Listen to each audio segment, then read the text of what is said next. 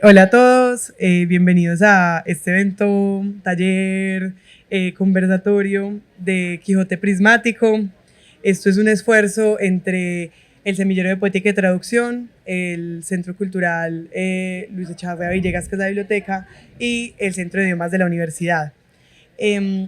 Pues nosotros aquí hoy somos del Semillero de Poética y Traducción, que nos especializamos y nos reunimos alrededor de la traducción literaria, preguntas, teorías, todo, y llevamos pues ya varios años funcionando.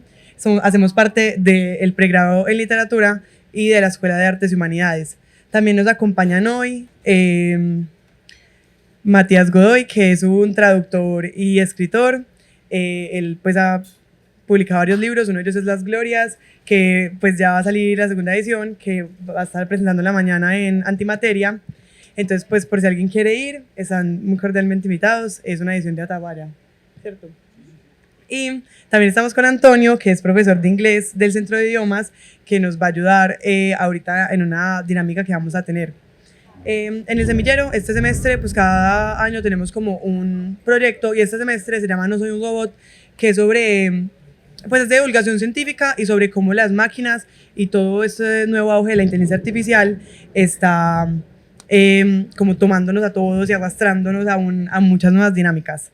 Entonces, pues para empezar, queremos mostrarles como una cosa que hemos hecho en el semillero para dar estas teorías y mostrar todo este auge de conocimiento que pues hemos adquirido, que es la cápsula de conocimiento, que pues nuestra compañera María Antonia la va a estar presentando. Lo que nos reúne hoy es como la traducción prismática. Ella ahora nos va a explicar cómo qué es y las partes de la cápsula. Gracias, Isa. Yo soy María Antonia Blandón, soy uno de los miembros más antiguos del semillero y les voy a estar presentando una parte muy importante de nuestro proyecto porque, bueno, como les anticipaba Isa, este proyecto tiene una inclinación más hacia la divulgación científica, o sea, que llevemos las reflexiones teóricas y prácticas que hemos hecho en el semillero a un espacio donde todos podamos conocerlas y pues que no se quede simplemente en algo de nicho, sino que, pues, por ejemplo, cualquier persona que esté aquí en este momento pueda decir, ve, a eso se refieren con la traducción prismática. Entonces, les voy a presentar esta cápsula que hicimos de las metáforas de la traducción. Para comenzar, pues claro, vamos a empezar en este ejercicio de las cápsulas, lo que hacemos es relacionar teorías que creemos que tienen un punto en común. Entonces, en esta ocasión tenemos a alguien como Walter Benjamin, un filósofo alemán muy importante, y a Matthew Reynolds, que es un profesor inglés pues, de la Universidad de Oxford. Entonces, como que abrimos camino hacia sus desarrollos más conceptuales y dijimos, tienen algo en común. Y es que los dos hacen un esfuerzo por mirar o analizar, porque cuando hablamos de la traducción, como que vamos hacia ciertos lugares visuales a través de las metáforas. Entonces, para hablar primero como de por qué usamos metáforas para la traducción, está Walter Benjamin con su ensayo La tarea del traductor. Este ensayo, Dios, está entre nosotros, ese es Walter Benjamin. Lo que él propone en ese ensayo es como una instancia para describir o conceptualizar el oficio del traductor y pues sus procedimientos, como algo que no es casual, sino que requiere cierta agencia, por ejemplo, de libertad, de creación y de interpretación. Bueno, y en ese ensayo también se plantean otro tipo de metáforas, son como 8 en total, pero nos da un pie para decir, bueno, podemos ir hacia otros campos del conocimiento y coger ciertas imágenes para tratar de conceptualizar la traducción. Entonces aquí entra, por ejemplo, la metáfora que vamos a tratar hoy, que es la metáfora del prisma, que es como el trabajo más teórico de Matthew Reynolds. Entonces él lo que hace es, por ejemplo, decir, bueno, para entender la traducción podemos irnos al fenómeno de descomposición de la luz del prisma y ver cómo son sus dinámicas. Entonces, por ejemplo, lo que él explica, bueno, la imagen está un poco pequeña, pero, y no me puedo acercar mucho al bafle, pero tratemos de imaginarnos el prisma, la figura del prisma. No sé si conocen el álbum de Pink Floyd, bueno, ahí está. Y podemos entender que hay un texto que está escrito en una lengua foránea, ¿cierto? Por ejemplo, una lengua puede ser el inglés, puede ser el portugués, pero originalmente está escrito en esa lengua, que pasa como un rayo de luz blanca en un cristal, que sería el proceso de traducción, o incluso por la figura que es el traductor, y donde a través de esos procedimientos se refracta en unas posibilidades de interpretación que multiplican el sentido de la obra. Entonces podemos decir que lo que hace una traducción es simplemente proponer una lectura de ese texto original. Entonces, eso es básicamente lo que nos propone, pero es interesante porque está luchando con esta imagen como más canónica que tenemos de que la traducción es simplemente una transmisión y pues que el texto que nosotros le hemos traducido es exactamente el original. Pues no, Reynolds lo que nos está diciendo es que la traducción puede ser una oportunidad de entender cómo el lenguaje se multiplica. Nunca va a ser estático, nunca va a ser algo quieto, no es que una obra solo tenga un sentido, sino que son múltiples. Entonces, por ahí vamos. Y lo que nos interesa es que también se intenta pelear con esta imagen, y por eso muy referente también con el tema de nuestro proyecto, de que como la lengua no es quieta, no es muerta, entonces pues no pueden haber como un cierto tipo de equivalencia entre una lengua y otra, porque claro, están influyendo un montón de factores como el contexto histórico, lingüístico, social, incluso económico, ideológico, que pues no permiten hacer una transición de una lengua a otra directo. Entonces, lo que nos va a decir es que la traducción se puede entender como, bueno, como este momento donde podemos desdibujar las fronteras entre el lenguaje y pues como que intentar recrear una experiencia específica de nuestra lectura hacia otra lengua. No es tanto como pues como pasar de un lado a otro fácilmente, sino que estamos haciendo un esfuerzo creativo frente al lenguaje. Y pues lo que nos va a decir también es que eso pone como a la traducción en un lugar de aprietos, como en una paradoja, donde siempre va a haber una similitud entre el texto, bueno, de la traducción y el texto origen, pero también va a haber algo que la diferencie. Por eso, por ejemplo, con el ejercicio que vamos a hacer hoy, vamos a ver que pueden haber por ahí infinitas traducciones de un mismo texto, porque todas responden a diferentes tensiones en el tiempo, pues en la población donde están, pues donde las recibieron esas traducciones, pues como siempre van a ser diferentes, pero aún así pues como que mantienen cierta relación con el original. Entonces, eso es lo que vamos a hacer hoy, por ejemplo, con las traducciones disponibles al inglés de Don Quijote de la Mancha, que espero que sea un libro que todos hemos pasado con él, así hayamos sufrido en el colegio o disfrutado en la universidad. Y para hablar un poquito más de esta obra, quiero invitar al profe Jorge Uribe a que nos cuente un poco sobre este texto. Bueno, y una cosita, si quieren saber más sobre la traducción prismática y les ha quedado sonando lo que les he dicho, pueden ingresar en este QR a la cápsula o nos pueden preguntar ya más adelante, bueno, si les queda alguna preguntita o alguna duda. Bueno, muy buenas tardes. Haré aquí un poquito de malabares. Creo que necesito como apoyarlo primero y ahorita miramos cómo lo puedo leer. Gracias. Muchas gracias, María Antonia, Isabel. Bueno, este es un espacio que estamos aprovechando para hacer varias cosas al mismo tiempo. El clima nos invitó a estar un poquito más estrechos, pero esperemos que eso simplemente nos permita acercarnos más a este tema, que es apasionante para muchos de nosotros y hace parte de la formación que el pregrado de literatura está ofreciendo. Tenemos relaciones con traducciones todo el tiempo, la cultura existe en traducción, para que exista Homero han existido decenas de traductores y traductoras que lo han traído de la mano por los siglos y muchas veces no nos demoramos mucho en pensar qué es lo que pasa en un proceso de traducción. Entonces, en el semillero hemos diseñado este proyecto de divulgación científica que tiene como producto las cápsulas de las que estaban hablando Isabel y María Antonia. La idea es que vamos a recoger bibliografía fundamental de las discusiones que hemos tenido de corte teórico en el semillero para después llevarlas a espacios, digamos, no profesionales o no de formación específica y que cualquier persona pueda interactuar con estas ideas sobre la traducción. Eso por un lado, y las actividades del semillero. Pero hoy también estamos aprovechando la celebración del Día del Idioma, esta fecha, este efeméride que se construye a partir de la muerte de Cervantes, aunque con un ajuste. La muerte de Cervantes es del 22 de abril de 1616, pero seguimos retomando la fecha y tenemos que preguntarnos por qué Cervantes y por qué el Quijote y cómo seguimos participando de esa gran tradición de lectores del Quijote, que además es una tradición que comienza con el Quijote, ¿no? El Quijote es un libro, una novela llena de lectores del Quijote.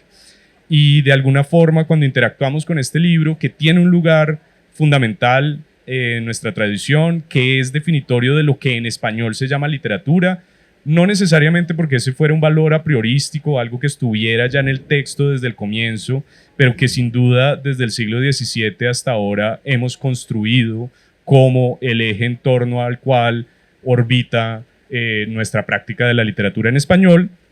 Hemos aprovechado en colaboración con la biblioteca y agradezco pues mucho la presencia de Patricia, de Santiago, que nos han prestado un tesoro que está ya en la sala patrimonial y que muchas personas no conocen, que es una edición madrileña del Quijote gracias, de 1780. Está digitalizada y pues esto es una invitación a que conozcamos este tipo de objetos, que también lo que hace una universidad es generar un espacio seguro de preservación de este tipo de cultura, pero también utilizarlos para formar lectores y formar personas que tengan una sensibilidad por este patrimonio. Entonces, como un ejercicio de conexión con este espacio, tenemos este invitado, vamos a leer, y la actividad que les vamos a proponer para ilustrar, qué pena María Lucía, yo la tengo aquí, la actividad que vamos a proponer para ilustrar esta teoría de la traducción prismática es una lectura que puede parecer en un primer momento repetitiva, pero precisamente esa repetición va a exigir de nuestra parte una atención. Vamos a leer el Quijote en la edición original, en lengua original en 1780, en la edición de 1780. Después vamos a leer 4 traducciones del Quijote al inglés, una del siglo XVII, muy cercana a la publicación de la obra, una del siglo XIX, después vamos a leer una del siglo XX y del siglo XXI. Obviamente vamos a leer apenas unas pequeñas líneas del comienzo del primer capítulo y después vamos a leer traducciones literales hechas con colaboración de inteligencia artificial, asistidas por inteligencia artificial, de cada una de esas traducciones al inglés. Y vamos a discutir qué pasó. Nuestra posición desde la teoría de la traducción prismática está lejos de llegar a soluciones de esto es correcto, esto es incorrecto. Necesitamos es entender qué estaba asumiendo un traductor cuando se posicionó de una cierta forma ante una palabra, qué problema estaba intentando resolver. Y eso es lo que vamos a conversar aquí con Matías Godoy, a quien le agradezco mucho que esté aquí. Matías es un escritor, traductor de varias lenguas, del inglés, tiene un Pinocho en Medellín, traducido del italiano de Collodi, que fue publicado por la Feria del Libro, traductor de Max Beerbohm y entre otras obras, y bueno, y traductor del árabe también. Es un placer tener a Matías aquí para hablar de traducción creativa. Entonces, sí, el texto. Bueno, el micrófono, mejor. Gracias.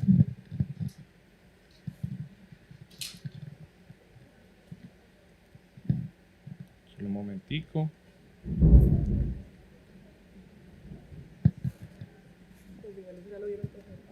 Bueno. En un lugar de La Mancha, de cuyo nombre no quiero acordarme, no ha mucho tiempo que vivía un hidalgo de los de lanza en astillero, adarga antigua, rocín flaco y galgo corredor. Una olla de algo más vaca que carnero, salpicón las más noches, duelos y quebrantos los sábados, lentejas los viernes, algún palomino de añadidura los domingos consumían las 3 partes de su haciendo, de su hacienda. Frisaba la edad de nuestro hidalgo con los 50 años. Era de complexión recia, seco de carnes, enjuto de rostro, gran madrugador y amigo de la casa. Quieren decir que tenía el sobrenombre de Quixada o Quesada, que en esto hay alguna diferencia en los autores que de este caso escriben, aunque por conjeturas verosímiles se deja entender que se llamaba Quixana. Pero esto poco importa a nuestro cuento. Basta que en la narración de él no se salga un punto de la verdad. Entonces ahora vamos a leer las traducciones, presentando muy brevemente estos traductores, quiénes son y cuál es el contexto. Para esto nos va a estar ayudando el profe Antonio, que pues Cami, también tú, que vamos a dar como un pequeño resumen de quién fue el traductor. Después el profe nos ayuda a leer la traducción en inglés y nosotros pues leemos la que hicimos nosotros.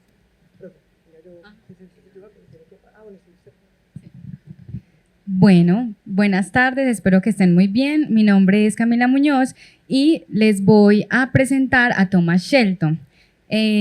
Con esto vamos a revisar la primera traducción, digamos, en contraste con la versión en inglés de Thomas Shelton y la que nos ayudó, la IA y mi persona. ¿Listo? Entonces, Thomas Shelton fue el primero en traducir la obra.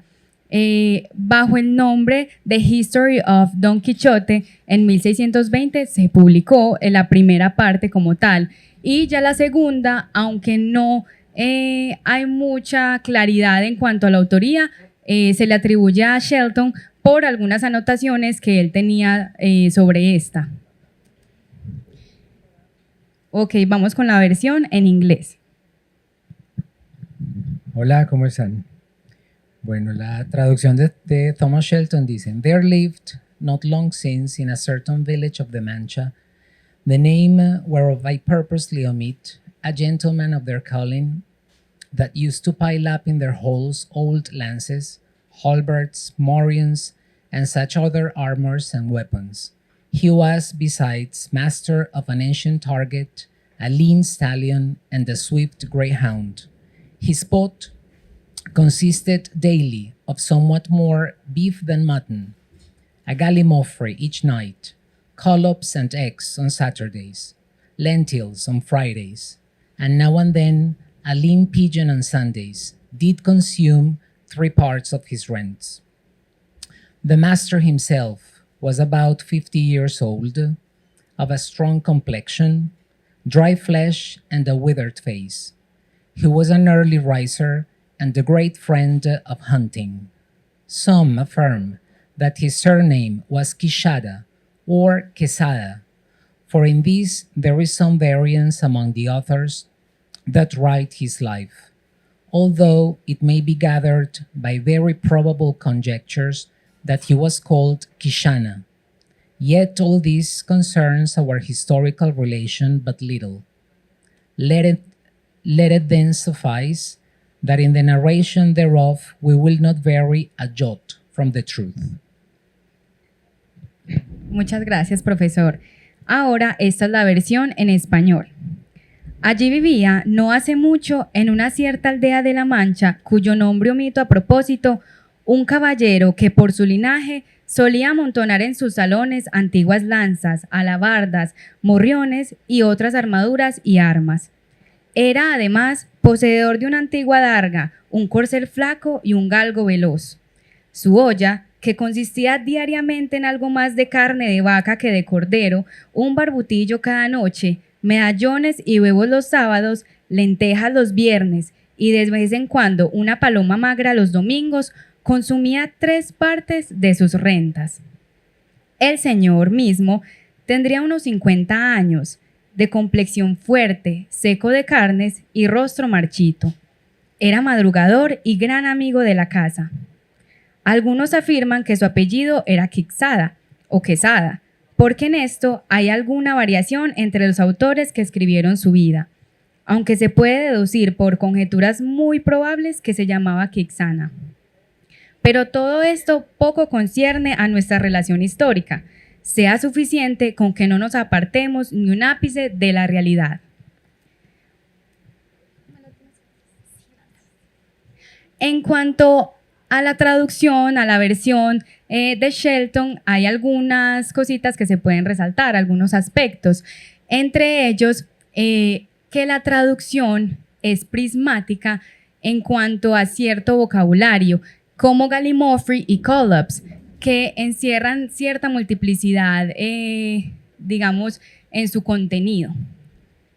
De la misma manera, Collops en X, digamos, nos presta, digamos, un ejemplo para lo que puede evidenciar el esfuerzo de Shelton por traer de nuevo, mantener ciertos elementos básicos que describan o constituyen el plato original, ¿cierto? Porque entonces, en lugar de hablar de duelos y quebrantos, como nos dice digamos, la versión original, lo que hace es que vuelve a su conocimiento sobre los platos españoles o la cocina española y con ello rescata esta expresión que es mucho más comprensible, digamos, a nivel universal. Finalmente, en general, sobre la traducción, la sintaxis es fiel.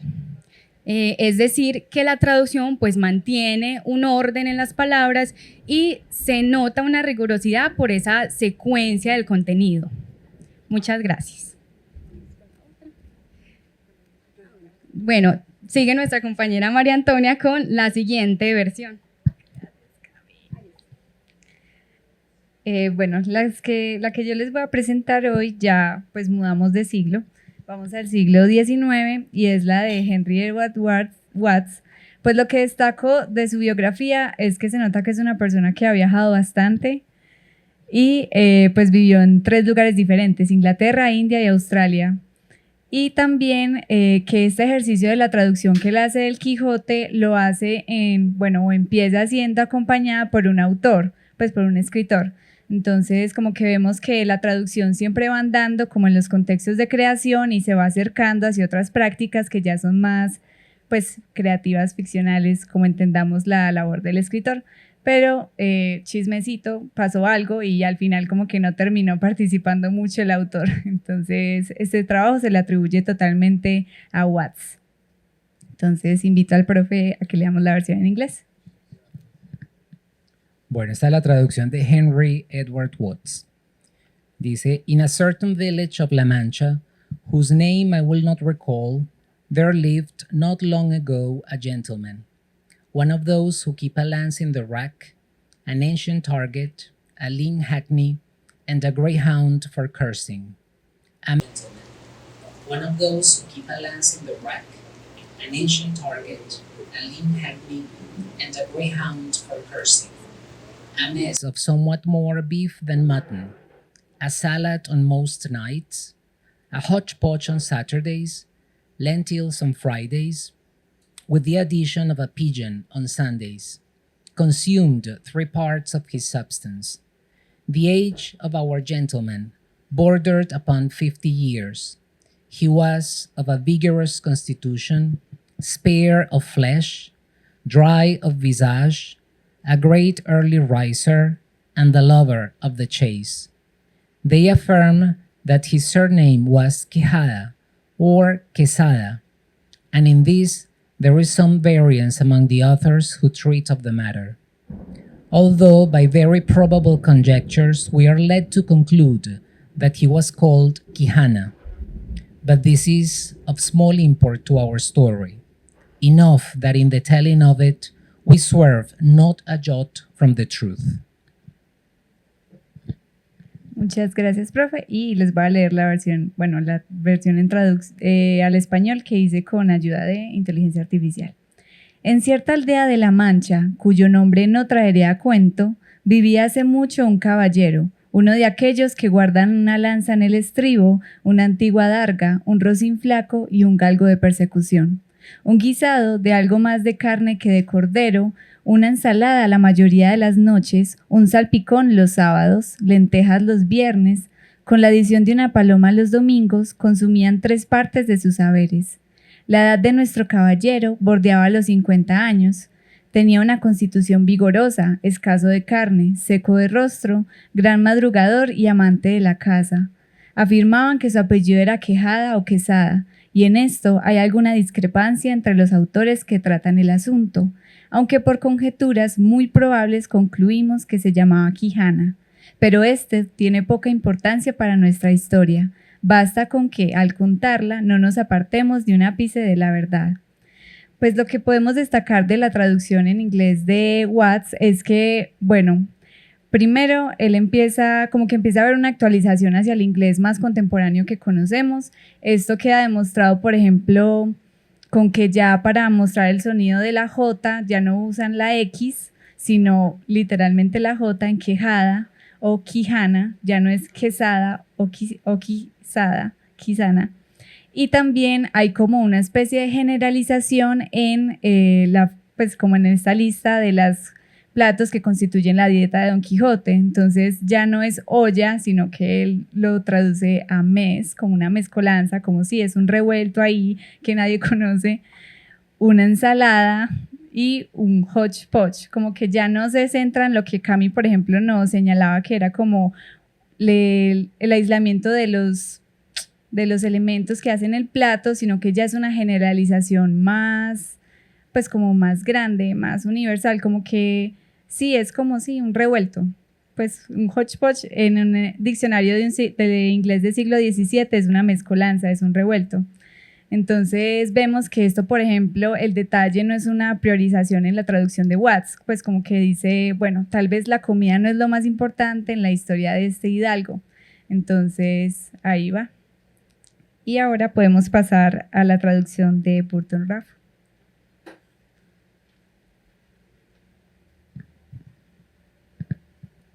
Hola, yo soy Valentina. Pues Burton Raffles era un traductor, poeta, profesor y escritor estadounidense. Nació en Nueva York en 1928 y es más conocido por su traducción de Beowulf y Gargantúa de Pantagruel. La traducción suya del Quijote es de 1995. Y ahora le voy a pedir al profesor que nos ayude. Esta es la traducción de Burton Raffles. In a village in La Mancha, I don't want to bother you with its name, there lived, not very long ago, one of those gentlemen who keep a lance in the lance rack, an ancient shield, a skinny old horse, and a fast greyhound. 3/4 of his income went into his pot of stew, which contained a good deal more cow than sheep. The cold salt beef he ate most nights.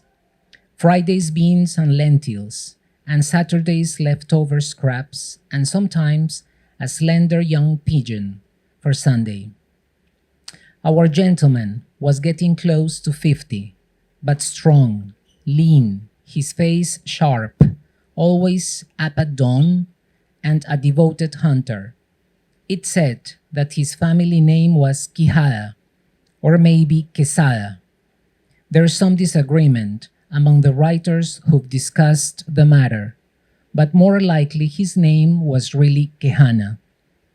Not that this makes much difference in our story. It's just important to tell things as faithfully as you can. Muchas gracias, profesor.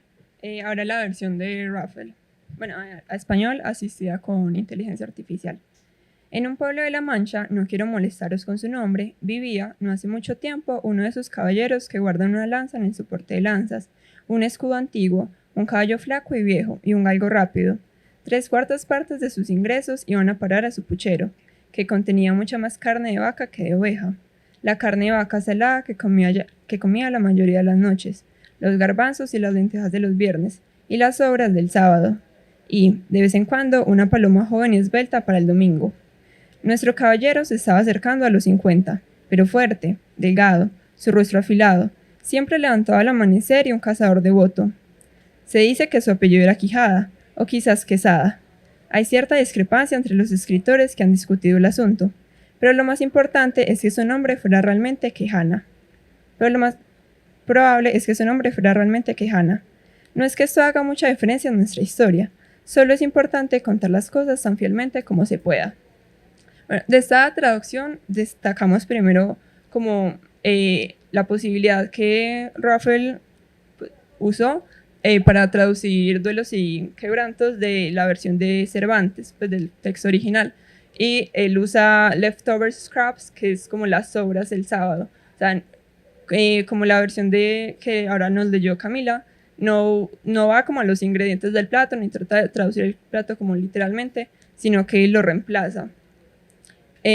También queremos señalar como el cambio sintáctico que hay en la parte como de la dieta del Quijote, ya que invierte el orden y primero dice que que su olla se gasta 3/4 partes de sus ingresos y ya después menciona lo que come. Y por último, al final, cambia, pues hace como menos énfasis en la veracidad, como en la intención de veracidad de la historia. Dice, es importante contar las cosas tan fielmente como se pueda y no habla como del ápice de verdad, como estar muy cerca de la verdad y pues hay un cambio como sutil ahí.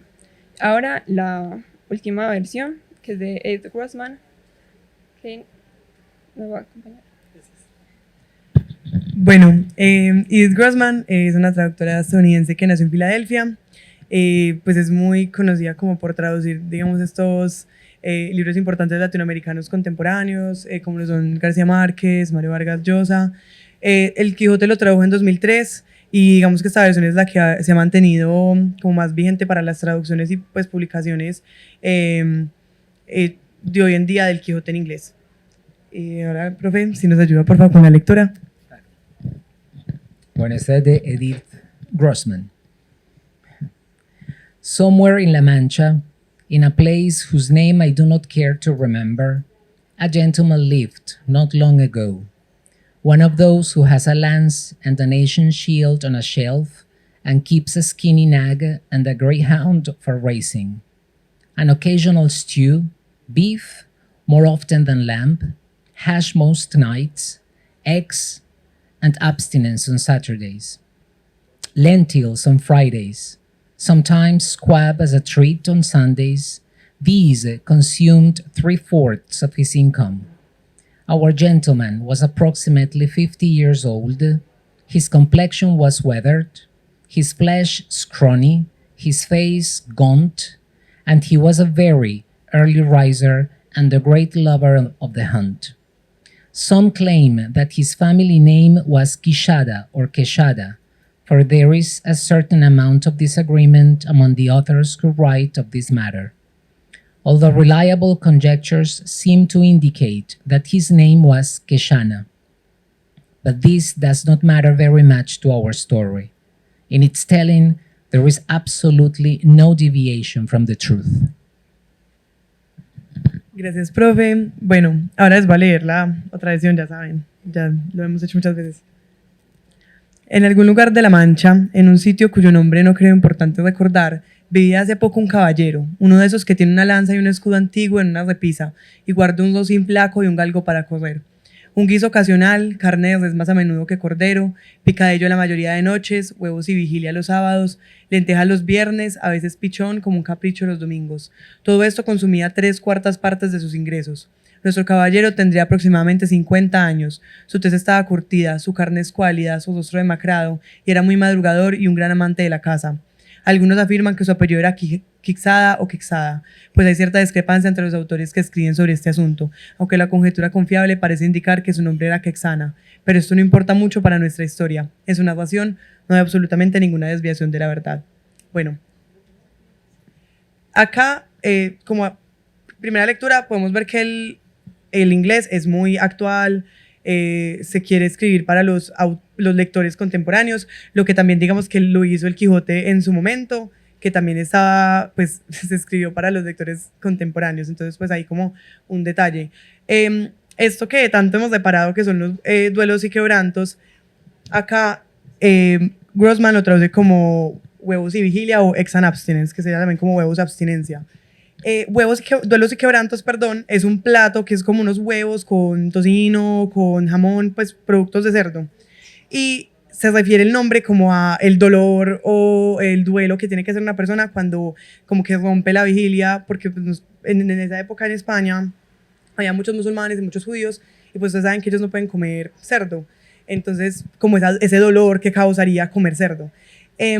Y digamos que a mí me parece muy ingenioso esta manera de traducirlo como huevos de abstinencia, porque se refiere a lo mismo, como a esta incapacidad de consumir un alimento por razones religiosas. Entonces, pues también digamos es prismático por la forma en que nos remonta como a lo que significa más que como los ingredientes, pues digamos como lo hacía Shelton, a lo que significa como la forma de referirse al plato.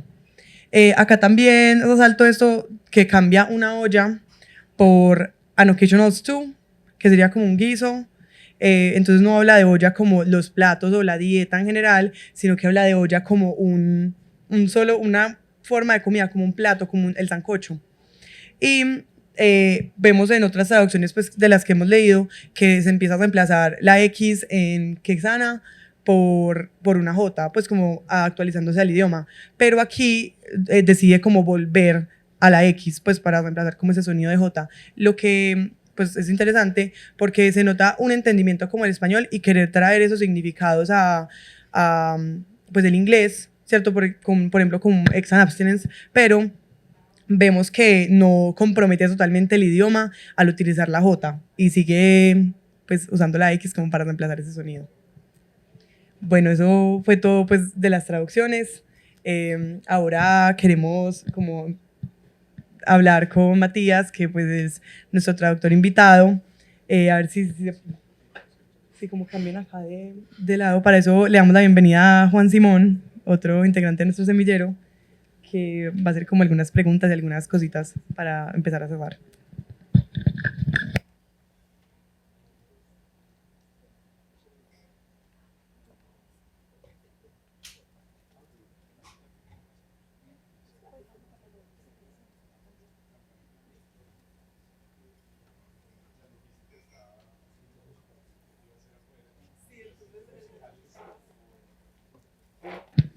Bueno, aquí vamos a hacer, me presento, soy Juan Simón Benjumea y vamos a hacer unas breves preguntas, una breve conversación con Matías. Ya ahí se lo presentó, Matías es traductor, es escritor, va a tener la presentación de un libro hoy o mañana.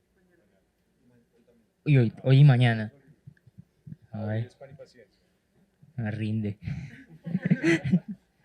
Y antes de conversar y hacer las consideraciones sobre estas traducciones del Quijote, quiero hacer unas preguntas o empezar a calentar la conversación con tu oficio de traductor, como cómo concibes este trabajo. Y vos en tu trabajo de traducción también haces un trabajo de aproximación, no solamente lo traes al español, sino que lo traes a un contexto. Por ejemplo, con el libro que hablaba Jorge del Pinocho, que trae ciertos elementos de Italia y los metes en Colombia. Entonces, dentro de ese trabajo de aproximación, ¿cuál es la importancia de actualizar en la traducción? Yo creo que cambiamos. Hola, bueno, gracias. Pues creo que como vieron, yo creo que se entiende bien en esta presentación, una traducción en realidad puede ser muchas cosas. O sea, son muchas cosas que uno puede hacer cuando traduce. Cuando uno está pensando, cuando uno lee literatura, bueno, cuando yo leo literatura, no sé si les pasa a todo el mundo, pues uno está un poco buscando más un efecto, una manera de sentirse, unas ideas o sensaciones que la literatura le suscita, más que la comprensión específica de unas cosas, ¿no? Entonces, si la traducción es como una manera de leer un texto, pues una de las cosas que uno puede buscar es recrear esas sensaciones y no tanto dilucidar exactamente los sentidos de las cosas que se dicen en el texto original. Una cosa no quita la otra, digamos, uno puede hacer un estilo de traducción y puede hacer el otro para fines diferentes también. Cuando uno traduce para una novela, por ejemplo, para estudiarla, ¿no es cierto? Para estudiarla en su contexto histórico, pues de pronto va a preferir una traducción más específica, más pegada al sentido. Pero cuando uno traduce para que la gente lea por placer, o sea, una novela que a uno le gusta mucho, la traduce para que otra gente pueda gustar mucho de ella, pues uno no está buscando pegarse al sentido, está buscando pegarse al efecto. Y el efecto, es decir, si uno piensa como, uno cómo reproduce, si ustedes piensan en una traducción, no hay una sola palabra que esté en el original. Literalmente no hay una sola, ¿no? Porque es otro idioma. Así que no tienen un elemento en común, son dos cosas completamente diferentes. Uno cómo se asegura que ese nuevo texto va a generar un efecto que el texto original generó en mí cuando yo lo estaba leyendo. Pues la verdad no hay una ciencia muy exacta ahí, ¿sí? Entonces lo que yo hago cuando traduzco literatura, o me gusta hacer, o trato de hacer cuando me salgo con la mía y me dejan, es buscar eso. Entonces es darme un poco de libertad con el texto para estar buscando lo que a mí me pasó cuando estaba leyendo el libro, más que el pie de la letra del libro. Entonces con esa traducción que hice de Pinocho, pues Pinocho es un libro para niños, ¿no es cierto? Escrito por Carlo Collodi, escrito italiano, escrito para niños, serializado capítulo por capítulo en una revista para niños, así apareció por primera vez. La fiesta del libro encargó ese libro, la gracia era que los niños lo leyeran, no era para estudiarlo en la universidad, no era para analizar en detalle las ideas de Carlo Collodi, era para leerlo y reírse como uno se ríe con el original. Entonces, si en el original hay sentido del humor, pues es importante que en la traducción haya sentido del humor, ¿no? Si en el original hay juegos de palabras, es importante que uno no, pues, conserve algún tipo de idea del juego para que la lectura sea parecida. A mí me mandaron, ahora no me acuerdo quién, pero un video hace poco de un club de lectura donde estaban leyendo la traducción de Pinocho y era el momento, no me acuerdo quién me mandó eso, pero además no sé cómo capturaron ese momento en video, pero bueno, hay una parte en la que Pinocho está siendo muy desjuiciado y se quiere ir al país de los juguetes con sus amigos a no hacer nada, ¿no? A vagar. Y Geppetto le hace una advertencia y le dice, si te vas al país de los juguetes te va a ir mal, ¿no? El italiano del original, en realidad es un italiano bastante popular, es como el idioma que se habla en la Toscana, que es como una Boyacá italiana, y es bastante informal. Y yo le di vueltas a esa frase un millón de veces como algo que suene a amenaza, ¿no es cierto?, advertencia, pero que a la vez está en un contexto cómico. Y se me ocurrió en ese momento, no sé por qué, esa salsa que dice llorarás y llorarás sin nadie que te consuele. Y lo traduje exactamente así. Porque en ese momento pasan dos cosas. Uno entiende el sentido, ¿no es cierto?, de lo que Geppetto le está diciendo a Pinocho, y además entiende una referencia en este caso a una canción de salsa. En el libro de Collodi ahí no hay una referencia a una canción de nada, pero en otros momentos de la obra sí hay muchísimas referencias a cosas, y entonces eso es, digamos, como hacer una especie de negociación, en una me la pierdo, pero en otra la logro. Y yo vi, es que no me acuerdo quién me lo mandó, pero le agradezco, porque fue hace poco un grupo de lectura, estaban leyendo esa traducción, y llegaron al momento en el que Geppetto le dice llorarás y llorarás sin nadie que te consuele, y se murieron de la risa. Para más no se lo pueden creer, era como, pero esto no se vale, es un plagio. Y había una señora mayor en el fondo que gritaba, plagio, plagio. Y yo, como que sí, como que hay unas reglas de la traducción, y yo, pero ¿cuáles son las reglas de la traducción? No, pues yo no las conozco. Entonces, todo se vale, ¿no? Y si un original juega, es casi que un llamado a que la traducción también juegue. Entonces, nada, esa es la respuesta larga de eso. Claro, y pensando en la traducción así como un juego sin reglas, ahí metiéndose y mezclar las cosas, y también en el prisma, los sentidos del texto que salen del original, del texto base, y pensar en cómo suscitas los sentimientos, las sensaciones que sale al hacer una lectura. Los editores a vos, ¿qué te dicen cuando haces una traducción así creativa, cuando pones llorarás y llorarás sin nadie que te consuele, y empiezas a jugar con el sentido del texto, con los elementos, y a transformarlo en otra cosa, pero que sigue suscitando cosas similares? ¿Qué te dicen los editores? ¿Cómo es esta relación con ellos? Pues lo ideal es que no se den cuenta, porque entonces uno se ahorra el debate. A los editores a veces, no, estoy generalizando, vale, pero hay unos más atrevidos que otros, pero a veces les da miedo. La sombra del original es algo que le asusta mucho a la gente, ¿no? como que el original, hay que respetar el original. Pero cuando uno hace una traducción, uno no está reemplazando el original, ¿no? O sea, uno no está yendo a quemar todas las copias del original y dejándola de uno. Ahí está el original, si alguien quiere verlo. Hay otras traducciones, entonces uno, ¿por qué no va a poder alejarse y jugar, ¿no?, con una traducción? Ese es mi punto de vista. Entonces a los editores a veces les da, en ese caso de Pinocho, el problema fue con un corrector de estilo. O sea, la editora, yo le había explicado un poco la idea que yo tenía. Ella le había gustado como que me dijo no se pase, pero bueno. Y en cambio, al corrector de estilo sí ya le pareció terrible. Y es que me devolvió un manuscrito todo rojo, así. Y yo ya yo caí en cuenta que no teníamos la misma definición de traducción, ella y yo. Entonces, sin leerlo, digamos. Y claro, me corregía cosas como pelo por cabello. Yo pensaba, pero por lo menos yo tengo una teoría de por qué hago las cosas, pero pelo por cabello, ¿cuál es la teoría? Entonces, pero uno, claro, si tiene 150 correcciones, uno dice, voy a escoger cuáles peleo porque no las puedo pelear todas. Entonces hay que escoger la batalla. Entonces al final es una negociación. Entre el editor más clara tenga la idea de lo que quiere hacer o de lo que uno está proponiendo, es más fácil, porque entonces uno se entiende ahí. Esta es la gracia de esta traducción, ¿no? En ese caso, pues Pinocho es un libro para niños, la gracia es que uno se divierta leyendo.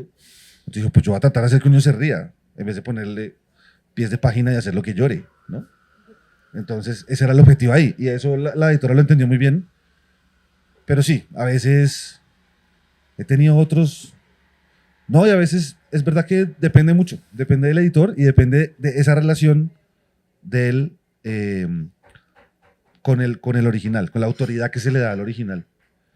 Muy conveniente traducir gente muerta, porque entonces uno tiene que lidiar no con dos, pero pues con una y no con dos, con el autor. Y eso sí es grave, porque los autores son insoportables.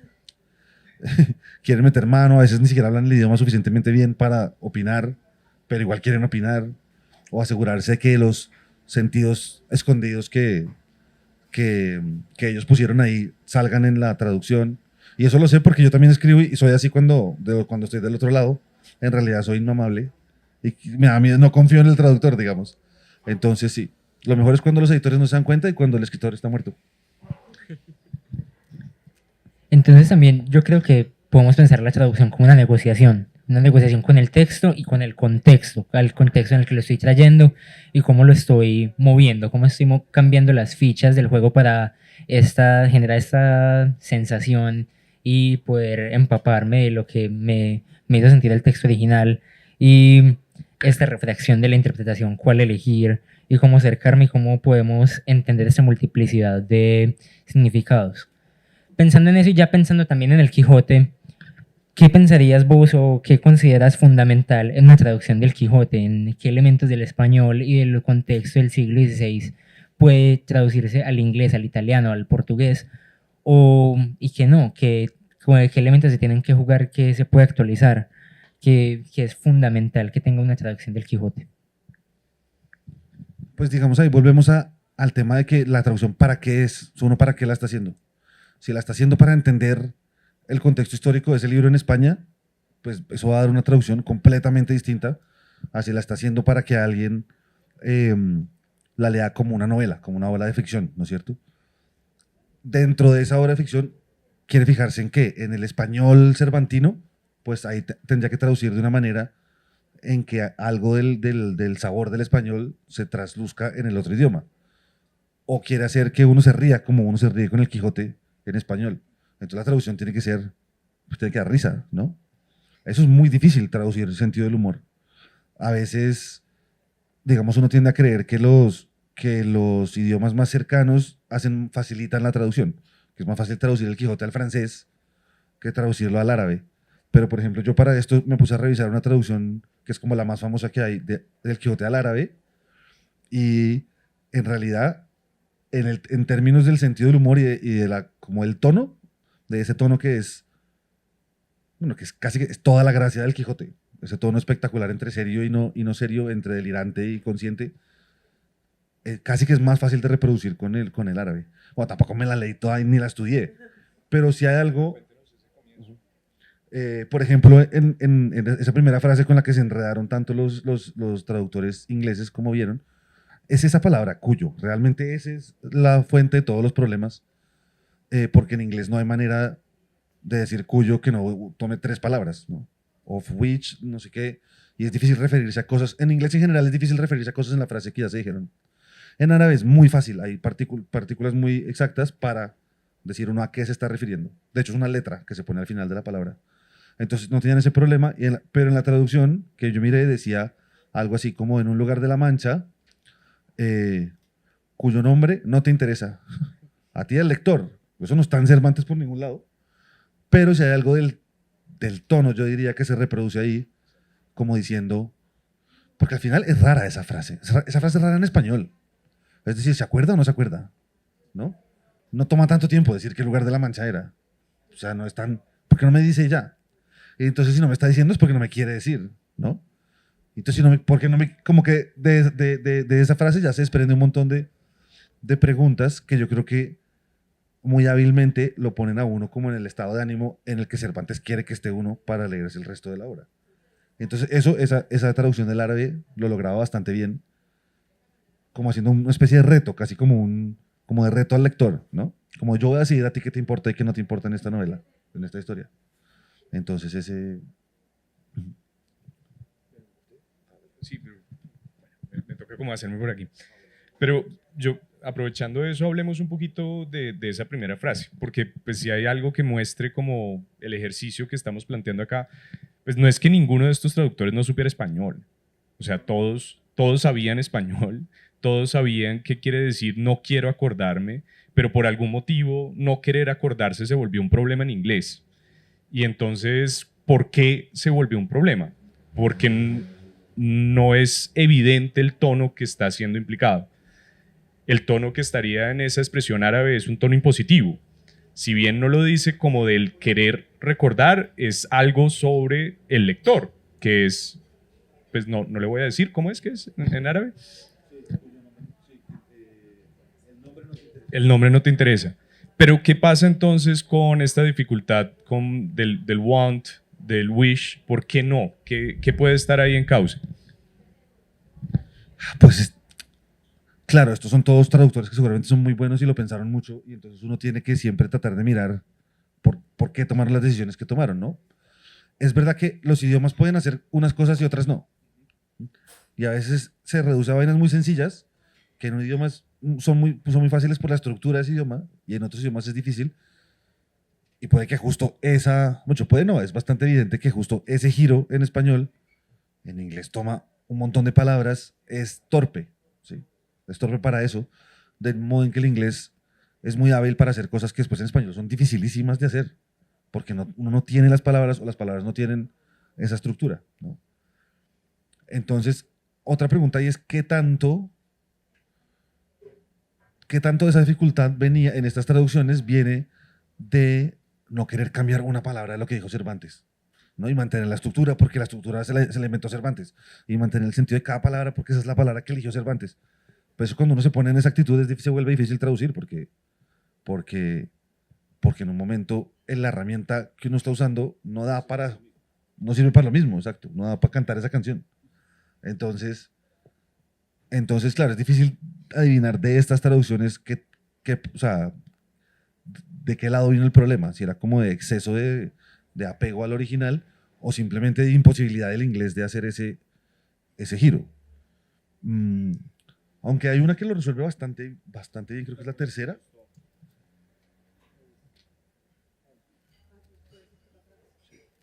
Creo que es la tercera. Sí, tal vez. ¿Cómo es? Sí. Porque se salta la referencia del cuyo, ¿no? De aquel que, la cosa gramatical, y mantiene algo en el tono, de esa cosa un poco como ese tono montador de Cervantes, que dice aquí elijo yo. ¿Usted se acuerda de esa parte en el Quijote en el que a Sancho le cuenta? Unos pastores. Un pastor le cuenta una historia al Quijote. Es que se me olvidó a mí. Pero no quiero acordarme. Y le dice que si lo interrumpe, que la historia no se puede interrumpir. Ah, Sancho se la está contando. Es que después, vale. Sancho se la está contando al Quijote y le dice que es una historia que solo se puede contar derecho hasta el final. Si lo interrumpe, no se puede contar, se acaba la historia. Y obviamente el Quijote no se aguanta. ¿Cómo se va a aguantar? Él lo interrumpe a la mitad de la historia, pero nos jode a nosotros porque nos quedamos sin el final de la historia nosotros como lectores, ¿no? Y eso es Cervantes burlándose de nosotros, no solo, digamos, no solo de la situación en la novela. Entonces el Quijote todo el tiempo tiene ese tono que yo creo que lo hace muy atractivo porque nos la está montando directamente. Yo creo que una pregunta que es como, no sé, tentadora para hacerte a vos como traductor es, ¿vos cómo mantendrías ese tono montador de Cervantes? ¿Cómo te meterías con este texto al inglés y cómo lo traducirías? ¿Qué consideraciones tendrías para hacer estos juegos y coger este tono impositivo que tiene Cervantes y decir, ¿querés leerlo? ¿Querés saber la historia de los pastores? Jodido estás. ¿Qué haces vos? ¿Qué harías vos para aproximarte a esto? Pues está difícil, pero yo algo que suelo hacer que me ayuda mucho, no sé si es más como placebo o de verdad algo cambia, pero a mí me ayuda, y es pensar que el narrador siempre es un personaje, ¿sí? O sea, el narrador de un libro, aunque sea omnisciente, como en este caso, en tercera persona, imaginármelo como un personaje y tratar de verle características de personaje, como una personalidad, justamente, un gusto, un sentido del humor. E incluso cuando traduzco cosas que no son literatura, incluso ahí. Y es todo para poder imaginarme el tono correctamente, ¿no? Porque si uno piensa el narrador como un personaje, pues ese personaje tiene un tono. De hecho, es todo lo que tiene. En literatura, un personaje es un tono, ¿no? Porque está hecho de palabras, no de nada más.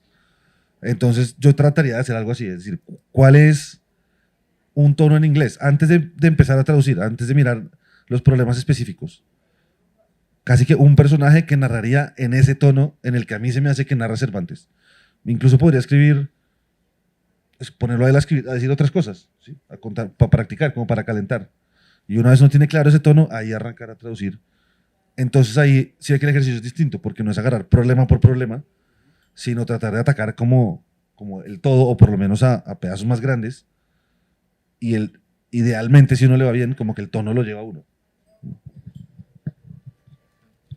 Ahí como entre las anécdotas, precisamente una conversación que tuvimos con Matías hace muchos años fue con una traducción que yo estaba haciendo de Mario de Andrade, de cuentos de Mario de Andrade, que es un escritor brasileño de los años 20 y que tiene unos cuentos sobre la colonización, pues, de los bandeirantes, esas figuras que expandieron el territorio del estado de Sao Paulo hacia la selva, pues la selva de los territorios de Guainía, bueno, de Goiás. Y la cosa fue qué colombiano, qué variante del colombiano hablarán estos brasileños, porque evidentemente no había una solución directa. Y ahí fue que hablamos de campesinos cundiboyacenses. Y empezamos a hacer el ejercicio de, pues yo le mandé un par de ejemplos a Matías y discutimos cómo sería esta frase de un campesino cundiboyacense. Y son las posibles soluciones de cómo encontrar un tono general. Abrimos. Pues sí, yo creo que podemos hacer el espacio de 2 preguntas así corticas, lo más breves posibles para el público, ya para cerrar este espacio conversatorio, taller, exposición. ¿Hay alguna pregunta por allá que quieran hacer? ¿Algún comentario? Después vamos a hacer una rifa. Yo sí tengo una pregunta, no una respuesta, pero a una pregunta inventada. No, es que hay una cosa que me parecía interesante y es que este ejercicio que hicieron ellos de traducir y retraducir, en realidad es un ejercicio muy bueno para ejercitar la traducción, no solo para estudiarla, digamos, en este caso lo estamos usando para estudiarla. Retraducir la traducción para ver qué está diciendo, ¿no? Comparada con el original, pero es una cosa que yo utilizo muchísimo escribiendo como para destapar la cañería cuando uno se le está ocurriendo una solución para una frase o solo se le ocurre un lugar común, ¿no? Traducirla a otro idioma, buscar la expresión equivalente en ese idioma y retraducirla, y de repente uno encuentra maravillas porque hace asociaciones que no están ya hechas en español, sino que están hechas en otro idioma, y o sea, es recomendado si escriben y también si traducen. Beckett lo usaba muchísimo, Beckett escribía en inglés y en francés. Entonces, pero no era que eligiera, bueno, evidentemente elegía este libro lo escribí en inglés o esto lo escribí en francés, pero mientras escribía, todo el tiempo estaba traduciendo, retraduciendo para encontrar nuevas fórmulas. Así que está bueno. Pero entonces, ahora sí le hago una pregunta frente a esa respuesta de la pregunta hipotética. Porque una cosa que nos interesa mucho tiene que ver con ese taller de las herramientas de la traducción y que yo sé que también para usted en la escritura hay unas oportunidades de ampliar ese taller de herramientas con la inteligencia artificial. Y entonces efectivamente ese es el trabajo que pues, estamos llamados a entender cómo hacer.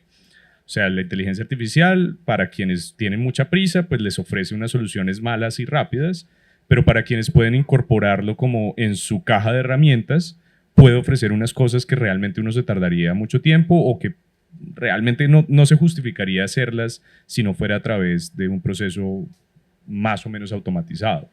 Entonces, por ejemplo, estos ejercicios de traducción y retraducción es una cosa que uno puede formular de muchas maneras con la traducción. Hasta ahora, y bueno, una parte que este ejercicio planteará en otros desarrollos de la cápsula es dar ejemplos de cuáles son los prompts con los que nosotros hemos estado haciendo estas traducciones y cómo se pueden construir unos prompts. Por ejemplo, nosotros hicimos en este ejercicio distinciones entre traducción, cómo traducir esto a español del siglo XVII. Y ChatGPT más o menos tiene unas ideas de qué es español del siglo XVII. No quiere decir que no haya que revisarlo.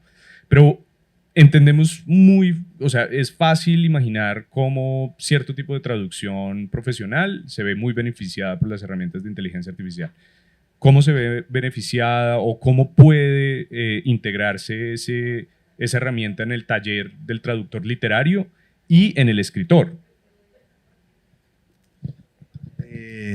Pues, de muchas formas. Yo ya tengo una relación tóxica con ChatGPT que, o sea, que ya se pasó, digamos, ya se me fue la mano. Porque ChatGPT es insoportable. Digo, justamente hablando de tono, ¿no? Tiene el peor tono del mundo. Sí, es como un inútil lambón. Entonces, solo la caga y después solo pide perdón, ni siquiera se persona de sus errores. A mí me cae re mal.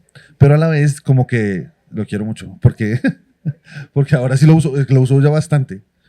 Bueno, dicen que en realidad la lógica de la inteligencia artificial no es como la lógica de las máquinas que teníamos antes, donde uno deja de hacer la cosa y se la da a una máquina, ¿no es cierto? Como licúame el jugo y le aprieta un botón. Sino que es un proceso de uno también ChatGPTearse, mientras que ChatGPT se humaniza en la medida en que aprende cosas de nosotros, ¿no? Que es miedoso o es triste, pero que es donde uno encuentra como lo bueno, ¿no es cierto? Y es siempre el arte del prompt, es decir, yo le hablo más a ChatGPT de lo que él me habla a mí, digamos, cuando estoy traduciendo, porque es como, no, eso no es lo que quiero decir, es otra cosa, y le explico más cosas, y le hace esto para que entienda.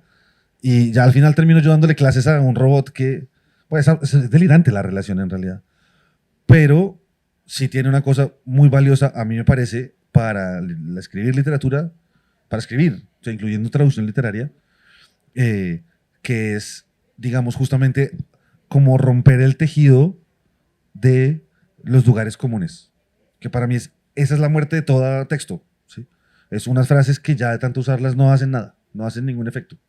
El otro día estaba leyendo una novela de una escritora de aquí, cuyo nombre no quiero acordarme, decía, le corrió un escalofrío por el cuello.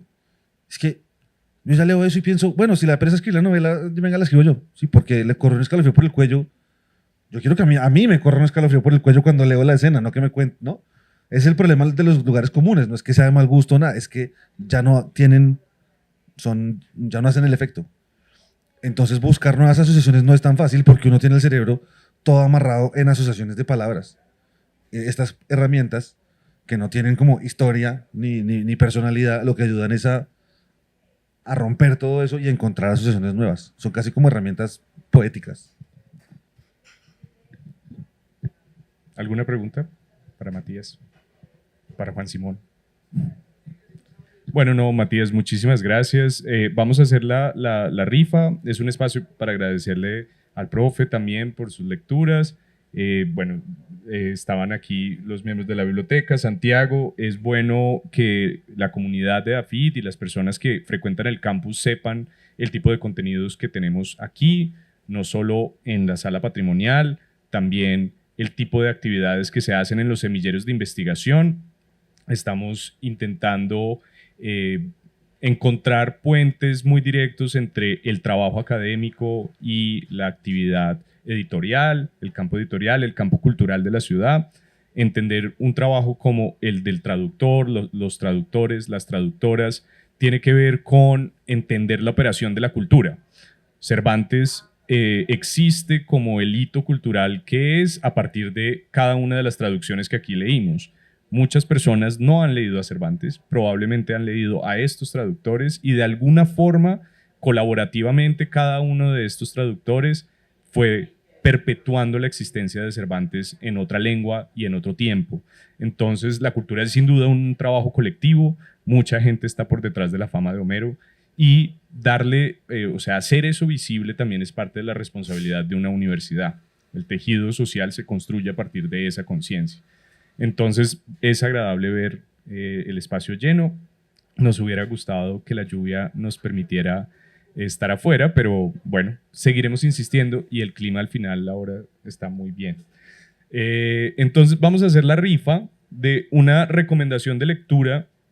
Cuéntenos un poquito, Matías, de qué es el libro y cómo hacemos la rifa. Hay que hacerles una pregunta demoledora. No tiene que ser un quiz del Quijote, pero sí puede ser algo.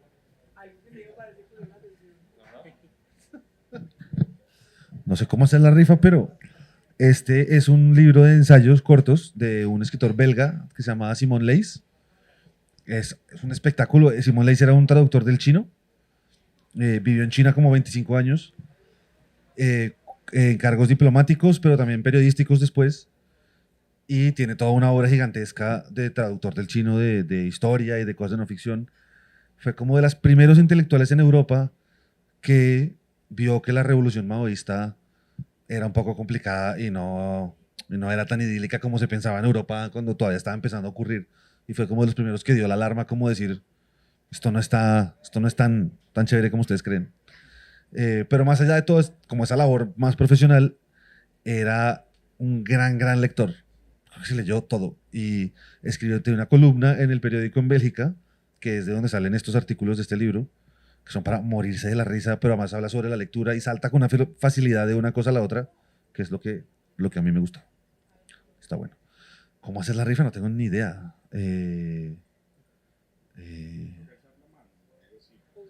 ¿Cómo hacer alzar la mano? Sí. O una carrera. Y aquí está. Oh.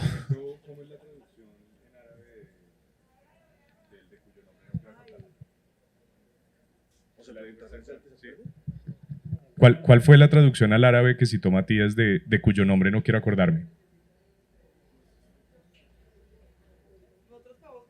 Sí, claro. No sé si Juan Simón puede participar. ¿Alguien quiere hacer un intento? ¿De quién es la traducción del árabe? ¿De qué árabe? Sí, de qué árabe. Uno es un libanés que se llama Ahmad el Kamil. Ahmad el Kamil, sí. O, no, va a tocar quiz del Quijote. Quiz del Quijote.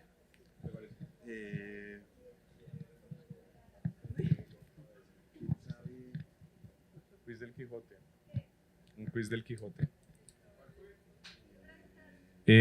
¿Cómo se llama la ínsula que debe gobernar Sancho? Camilo puede participar. Claro. Sí, claro. Camilo, por favor. Muy bien, perfecto. Muchas gracias.